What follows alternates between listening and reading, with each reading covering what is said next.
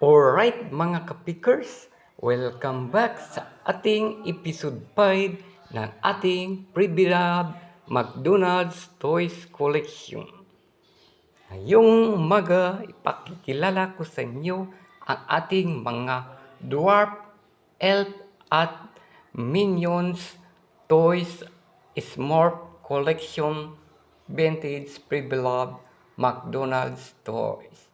Yan po ang ating apat na Smurf, Dwarf at Minion Toys.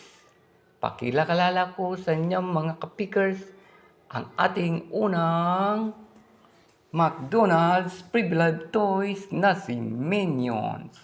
Yan po si Minions. Siya po ay may malaking mata at may suot na sunglasses. Siya po ay telescopic toy dahil po siya ay gumagamit ng microscope sunglasses sa kanyang mata. Siya po ay gawa sa hard plastic material. Ang kanyang sukat at ang kanyang laki ay 3 inches high. Siya po ay gawa sa Mattel at Hasbro materials. Galing po siya kay Kuya Randy sa Tondo Picker. Siya po ay nagkakalaga ng 50 pesos dahil po siya ay isang smart material, rubber, hard plastic, vintage material. Ang pangalawa naman po mga kapikers ay si Smurf Blue Vintage Pre-beloved McDonald's Toys. Siya po si Smurf Pre-beloved McDonald's Toys. Ang pangalan po niya ay si Jolie. Siya po si Jolie na pinagbibidahan ng palabas na Seven Dwarfs at Snow White. Ang kalagaan dito mga kapikers, si Jolie ay laging kasama ni Prinsesa Snow White sa kanyang tahanan sa pagluluto, pangunguha ng mga halaman, pangingisda sa ilog, at siyempre ang pagluluto ng masarap na mga putaheng patatas, kamuti, bilangoy, at iba pang mga crops sa kanilang garden. Siya po si Julie the Smurf Toy. At punta naman tayo sa pangatlong The Windy na si The Windy Invisible Bean Toad. Yan po si Invincible The Windy Bean Toad. Siya po ay isang The Windy ni Snow White. Siya po ay may cute na pagmumuka dahil po siya ay galing sa Never Never Land, Fairyland of the Dwarfs Island. Siya po ay may kakayahang magpalit-palit ng anyo katulad ng isang ibon, ng isang bubuyog, ng isang paru-paro, at ng isang lawin. Siya po si Bentot the Dwarf Snow White Toy.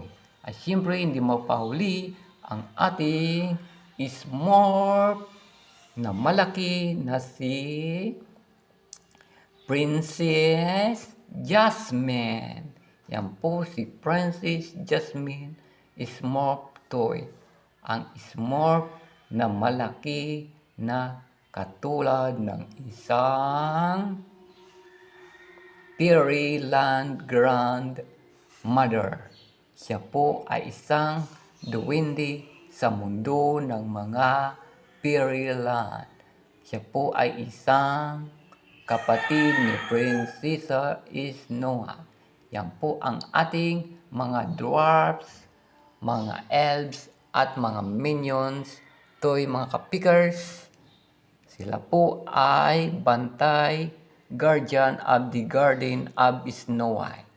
Sila po ay may mga kapangyarihan gumawa ng isang ilog na may isda, may pagkain, gumawa ng mga crops sa paligid nilang garden.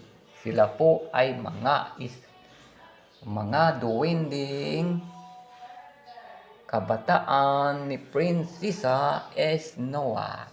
Yan po mga kapikers, siya po si Princess Smurf Jasmine, si Bento the Duwende Elf, si Smurf Jolly, at siyempre si Minion Sunglasses Dwarf. Ang kalagan dito mga kapikers, sila po ay mga guardian spirit at the Paris Garden of Snow White na pre-prinsisahan ni Prinsesa Snow White. Ang cute nila mga kapikers. Tingnan mama ko ka ni Prinsesa Jasmine. Cute. Ni Bintot, the Windy, ni Smart Jolly, at siyempre si Minions. Okay, salamat sa panonood mga kapikers. Welcome to the fairyland. Welcome to the Elfland. Welcome to the universe of the Snow White. Tara tayo ay mamasyal sa garden ni Snow White. Tayo ay mamasyal at mamanga ng may wagang kapangyarihan.